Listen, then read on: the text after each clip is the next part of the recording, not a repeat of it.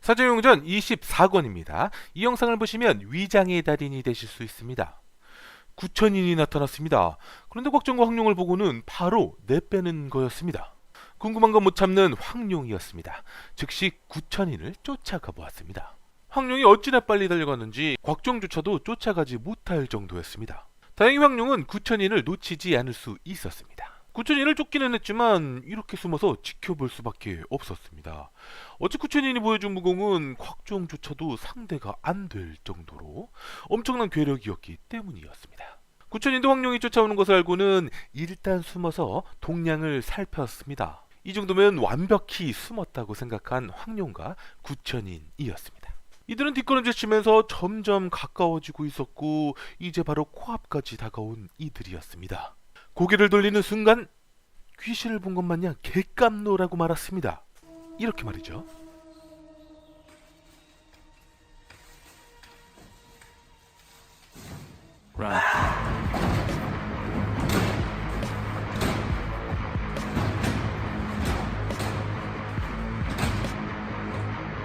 그때 곽정에게 구천인의 등을 공격하라고 외치는 황룡이었습니다. 구천인은 연타로 놀라 뒤를 바라보았습니다.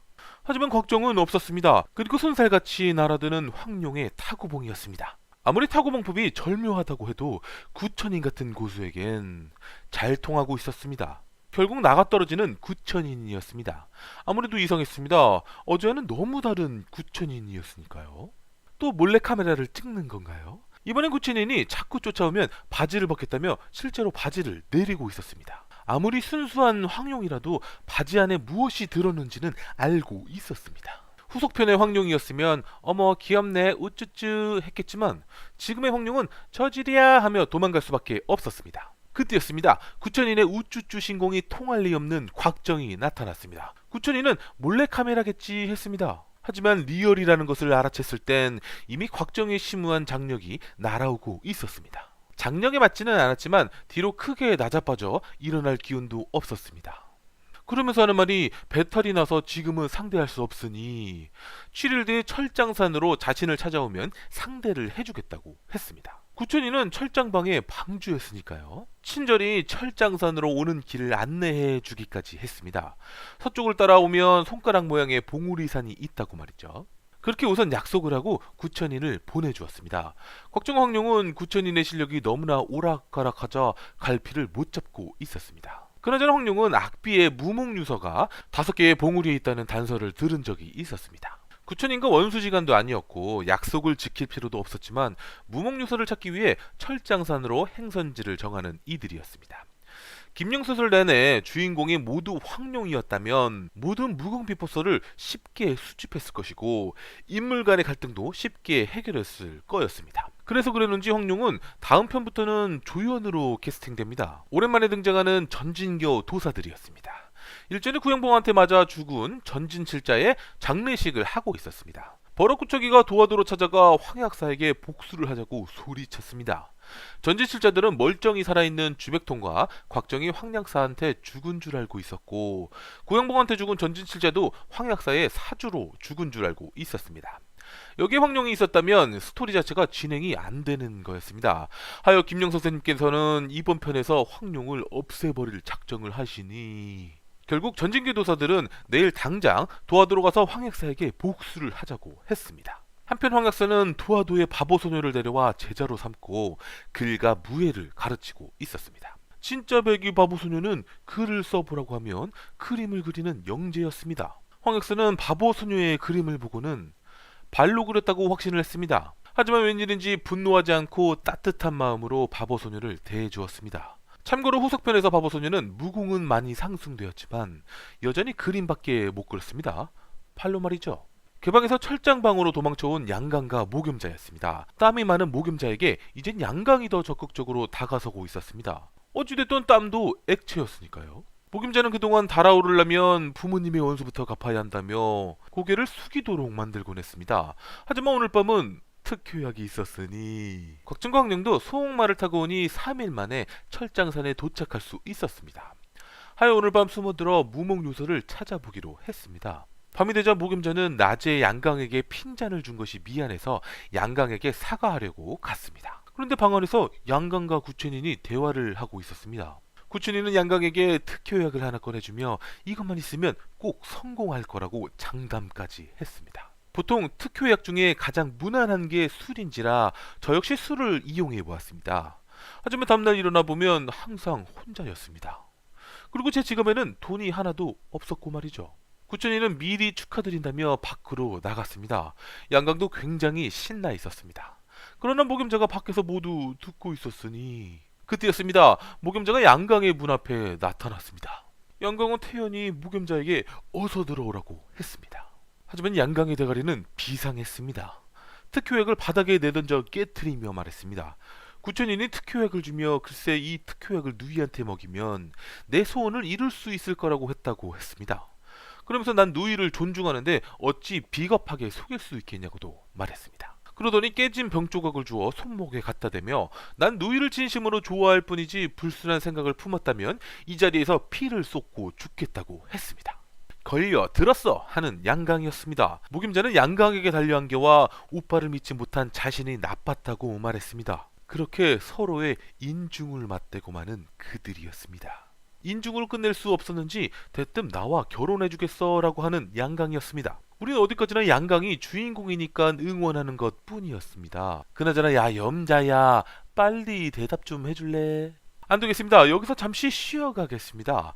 곽정과 황룡은 밤이 되자 철장방으로 숨어들었습니다. 쉬이가 나타나면 누워서 편히 쉴 수 있도록 만들어주었습니다. 물론 조용히 재워줬고 말이죠. 그리고는 지붕 위로 뛰어올라 불빛이 나오는 창문 틈으로 바라보았습니다. 안에서는 모래를 펄펄 끓여놓은 솥 앞에 구천인이 앉아 있었습니다. 그러더니 손을 모래 안으로 넣었다 뺐다 하며 부공연말을 했습니다. 곽정과 황룡은 무목유서를 찾아온 것이라 다시 다른 쪽으로 가보았습니다. 이곳에는 양광과 목염자가 있었습니다. 그나저나 그럼 창문을 열어놓고 있었다는 것인데요. 이건 자신감이 대단했다는 것으로 해석할 수 있습니다. 양강의 작업 멘트는 저도 배워야 할 정도였습니다. 불어내야 하는 목염자를 스스로 안겨오게 했습니다. 양강의 숨놀림은 저한테 배워야 했습니다. 겉만 맴들고 있었으니까요. 그리고 밖에서 지켜보던 황룡은 양강의 실체를 모두 알고 있었기에 목염자를 구해줄 작정이었습니다. 그때였습니다. 저 위 바위에서 어떤 사람이 말했습니다. 누가 감히 철장산에 침입했느냐라고 말이죠. 그리고 그 사람은 바로 구천인이었습니다. 한편 양강은 목염자를 침대에 눕혔습니다. 어머, 목염자의 입에서는 오빠 소리가 절로 나오고 있었습니다. 황룡은 구천인한테 말했습니다. 7일 뒤 결투하기로 한 약속을 지키러 왔다고 말이죠. 구천인은 7일의 약속은 무슨 헛소리냐며 소리쳤습니다. 이내 무섭게 황룡에게 달려드는 구천인이었습니다. 황룡은 쇼하고 있네 하며 날 때렸다간 연희갑에 찔리고 말걸 하고 있었습니다. 연희갑은 양자홍급 악당에게 맞아도 상처 하나 없을 정도의 아이템이었습니다. 그러나 구천인의 장력은 양자홍의 수준이 아니었습니다. 어마무시한 장력이 황룡에게 적중했고 황룡은 피를 토하며 그대로 날아가 버렸습니다. 곽정이 구천인에게 공격해 들어갔지만 황룡의 아니가 먼저였기에 공중에 떠있는 황룡을 향해 몸을 날렸습니다. 다행히 황룡을 잡아 안을 수 있었지만 황룡의 상태는 지극히 위험했습니다. 곽정은 황룡을 안은 채 엄청난 경공으로 달려나갔습니다. 구천이는 연희갑에 찔려 피를 흘리고 있었지만 이건 대수롭지 않은 상처에 불과했습니다. 이내 구천인도 부하들과 같이 곽정을 추적했습니다. 다시 양광과 목염자였습니다. 허허 보시다시피였습니다. 취향의 차이는 있겠지만 목염자는 말을 많이 하는 스타일이었습니다. 하여 양광은 양씨 가문의 혈통을 잇게 되었고 그렇게 태어날 아기의 이름은 바로 양과였습니다. 곽정은 추적을 피해 무작정 산 위로 달렸습니다. 곽정의 경우는 이미 한계를 넘은 시점이었고 그렇게 한참을 산 위로 달려오니 앞에 동굴 하나가 보였습니다. 동굴 안으로 들어와 황룡을 조심히 앉혔습니다. 그리고는 황룡의 옷을 내려 상처를 살펴보니 손자국이 선명하게 찍혀 있었습니다. 이것은 일전에 홍칠공이 구양봉의 한마공에 당한 상처와 비슷했습니다. 황룡이 연희갑을 안 입고 있었다면 즉사했을 거였습니다. 상처를 본 곽정은 눈물이 앞을 가리기 시작했습니다. 홍칠공도 치유가 안 돼 폐인이 되었는데 황룡이 어찌 치유가 될 수 있겠습니까? 곽정이 급하게 내력을 황룡에게 불어주니 피를 토하며 간신히 의식을 찾는 황룡이었습니다. 적들도 이제 동굴 아래에 도착했습니다. 곽정이 나가서 싸우고 오겠다고 하자 황룡이 같이 있어달라고 절실히 말했습니다. 그리고 눈물을 흘리며 애절하게 말했습니다. 우린 죽어도 같이 죽어요. 제발 혼자 남겨두지 말아요. 라고요. 그 말에 곽정도 눈물을 흘리고 말았습니다. 하여 황룡을 안아들고 나와 싸우다 죽으려고 했는데 철장방 놈들이 동굴 근처에서 멈춰 서 있기만 했습니다. 이에 황룡이 동굴 안에 뭔가가 있어서 저들이 못 올라오고 있는 것 같다며 다시 동굴 안으로 들어가서 이유를 찾아보자고 했습니다. 역시 동굴 안쪽에 석실이 하나 있었습니다. 석실 안에는 해골들이 많이 있었고 한 해골 옆에 상자가 보였습니다. 황룡은 저 상자 안에 왠지 무목유서가 있을 것 같다고 했습니다. 황룡의 말대로 상자 안에는 책이 한 권 들어있었습니다. 책을 읽어보니 완화옥렬이 그렇게 찾던 무목유서가 빠졌습니다. 그때 인기척이 느껴졌습니다. 급하게 무목유서를 품속에 넣고 살펴보니 물건들 사이에 동상처럼 가만히 있는 사람의 형상이 보였습니다. 무심코 봤다면 찾지 못할 만큼 위장의 달인이었습니다. 이렇게 말이죠.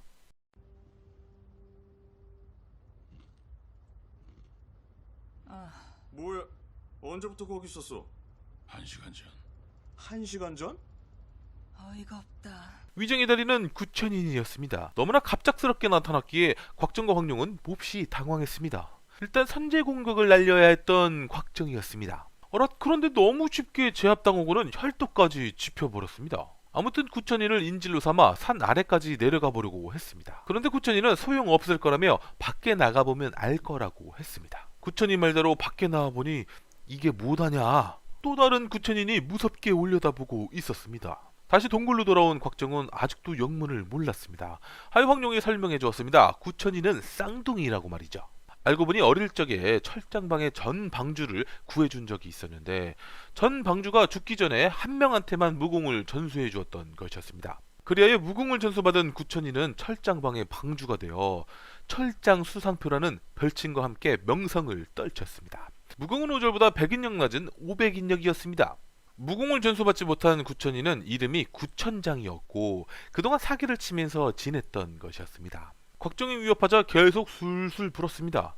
구천인이 동굴로 못 들어오는 이유는 이곳은 역대 방주들의 무덤이라 한 번 들어오면 죽어서만 나갈 수 있는 규칙이 있었기 때문이었다고 말했습니다. 이때 구천인은 동굴 안으로 들어올 수 없자 동굴 앞에 불을 질러버렸습니다. 곽정은 황룡을 안아들고는 산 꼭대기로 올라갈 작정이었습니다. 살려달라고 애걸하는 구천장의 혈도를 발로 차 풀어주었고요. 곽정은 황룡을 안은 채 엄청난 속도로 산 위로 뛰어올랐습니다. 구천장도 살겠다고 곽정을 따라 산 위로 올랐습니다. 산 정상에 오르긴 했지만 불길은 계속 위로 피어오르고 있었습니다. 잠시 시간만 벌 수 있었던 것이었습니다. 그때 황룡이 흰수리를 불러 타고 빠져나가자고 말했습니다. 흰수리가 그런 힘이 있을지 걱정됐지만 죽더라도 한번 해보기로 했습니다. 곽정이 심오한 내공으로 휘파람을 불어대니 얼마 되지 않아 흰수리 2마리가 날아와 앉았습니다. 이제 보니 흰수리가 사람이 타도 충분히 날아갈 정도로 커 보였습니다. 그렇게 산 정상에서 흰수리를 타고 날아갔습니다. 이건 마치 와우에서 얼라들의 날 것 그리핀과 같은 모양이었습니다. 참고로 전 생긴 것부터 호두였습니다. 호두를 위하여! 황룡은 자신들을 부러워하는 구천장에게 다가가 그새 또 자랑질을 했습니다. 와우로 치면 쪼랩들 앞에서 날 것 자랑하는 만렙들과 같았습니다. 그때였습니다. 구천장이 황룡의 흰수리 위로 펄쩍 뛰어올랐습니다. 구천장이 올라타자 흰수리는 힘에 부쳐 그대로 추락하고 말았습니다. 황룡의 몸 상태가 멀쩡했다면 구천장을 떨어뜨릴 수 있었겠지만 이대로라면... 다행히 곽정의 흰수리가 빠르게 활강하여 구천장의 머리를 쪼아버렸습니다. 고통을 못 참고 손을 놓고만 구천장은 천길 낭떠러지 속으로 사라져 버렸습니다. 그리고 구천인도 이 광경을 밑에서 모두 지켜보고 있었습니다. 허풍쟁이의 사기꾼이었지만 그래도 쌍둥이 형이었습니다. 크게 분노한 구천인은 곽정과 황룡을 세상 끝까지 쫓아갈 참이었습니다. 그러나 얼마 가지 않아 흰수리도 착륙할 수밖에 없었습니다. 하여 이제부터는 곽정이 황룡을 안아들고 달릴 수밖에 없었습니다. 곽정은 오직 황룡의 안위만을 생각했습니다. 달리면서 가시동굴에 옷과 피부가 찢겨도 전혀 개의치 않았습니다. 한참을 달리니 저 앞에서 불빛이 보였습니다. 곽정은 황룡을 빨리 실 수 있도록 하고 싶을 뿐이었습니다. 그러나 불빛을 향해 달려도 좀처럼 다가갈 수 없었습니다. 길이 미로처럼 되어 있었기 때문입니다. 이때 황룡이 다시 의식을 찾더니 오른쪽 앞으로 17걸음을 가라고 했습니다. 황룡의 말대로 하자 불빛이 가까워졌고 이제는 집의 형태가 보이기 시작했습니다. 곽정은 급한 마음에 앞으로 달려가는데 이번엔 다리가 늪에 빠지고 말았습니다.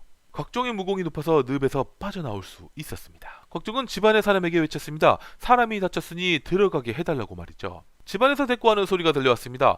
여기까지 왔으니 들어올 방법도 알고 있을 텐데 라고요. 다시 황룡이 몇 보 앞으로 갔다가 옆으로 가라며 얘기해줬습니다. 역시나 황룡의 말대로 하니 늪 아래 기둥이 박힌 곳만 밟고 갈 수 있었습니다. 또 집에는 문이 없어 벽을 뛰어넘어야 했는데 황룡이 왼쪽으로 뛰어넘으라고 해서 연못을 피할 수 있었습니다. 담배를 밖에서 펴야 한다면 금연할 수밖에 없는 집이었습니다. 안으로 들어와 보니 한 여자가 말도 없이 바닥에 앉아 있었습니다. 황룡이 슬쩍 보니 작은 대나무 조각들로 어려운 연산을 하고 있었습니다. 하여 황룡이 단번에 암산으로 풀어서 답을 얘기해 주었습니다. 그 여자는 황룡의 답을 듣고는 놀라고 말았습니다.